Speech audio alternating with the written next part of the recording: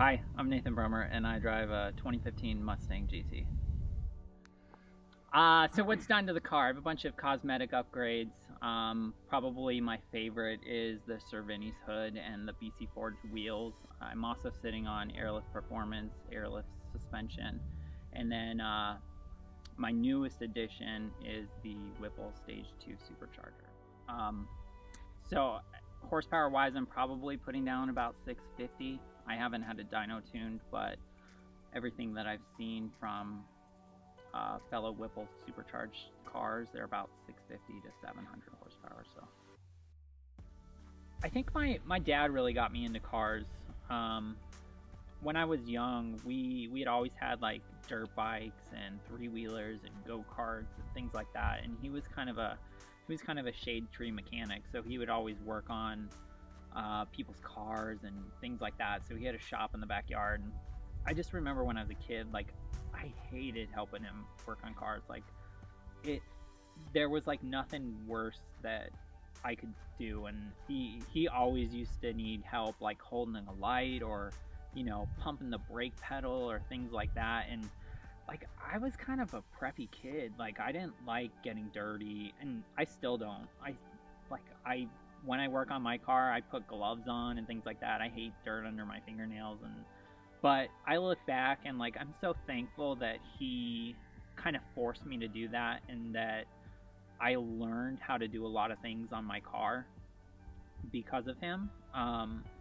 Even like small stuff like changing a flat tire, or I mean, to the hardest thing like putting on a supercharger. Like, that was kind of nerve-wracking, but having worked on cars since I was, 5-6 years old, it's not really scary. And I look back, and it's that kind of thing that he taught me all along that really transitioned into the love for cars that I have now. I would say probably like 6 years ago, he took his old toolbox and all of his tools out of storage and dropped them off at my house. So it's kind of cool that all of those tools that I grew up using and helping him work on those cars are now sitting in my garage, and I use those every day to work on my car.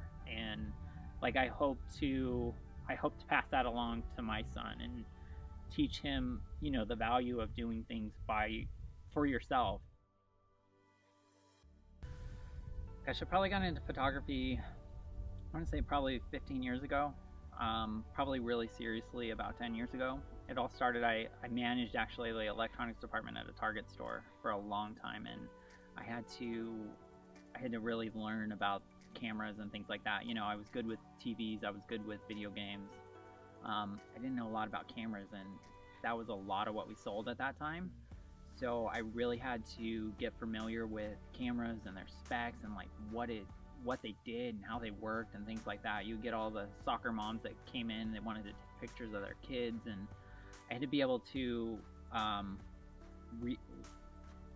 relay that information to them in a way that they can understand. So naturally, I bought a camera, and it just so happened that about the same time I started getting into cars. And so at the time, I had a red Nissan Sentra SEL. It was the same as like the 200SX SERs. It was they got rid of the 2-door. I just missed it, and I got a 4-door SEL, but it still had the SR20 motor in it. So I really started getting into modding that, and the two worlds kind of collided. So I started taking pictures of my car. Again, the forum thing, I started posting on forums saying, hey, just upgraded this. Started getting a little bit better with photography. I think I challenged myself probably 2 years ago when I got this car to really get better at automotive photography, and a way that I forced myself to do that was I started an Instagram account about the same time, and I was just searching other Mustang builds and things like that, and I actually stumbled upon some really influential people that were actually very, very cool. So like Danny, Marvelous S550, he was one of the first people that I reached out to, and he was taking some great shots at the time too. I think we've both, from our interactions and seeing each other post, we've each elevated our photography game significantly. And I just get so inspired by looking through my Instagram feed and seeing the different photographers and reaching out to them and saying, hey, you know, how did you do this? Why did you do this? And then the same thing. So up and coming photographers reaching out to me, asking the same questions. And I just remember the day that I started Instagram, and when I was just starting out, I remember DMing people and, you know, never hearing back from them. And I try every DM that I get to respond back. Anybody that asks me questions about photography or my car or things like that, like I don't know how many times I've answered what camera I shoot with.